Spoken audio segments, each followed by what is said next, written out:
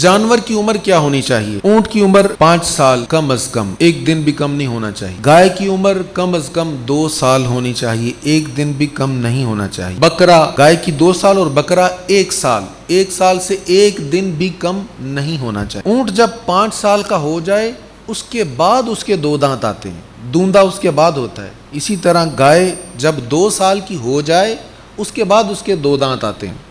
बकरा भी 2 साल का हो जाने के बाद उसके 2 दांत आते हैं।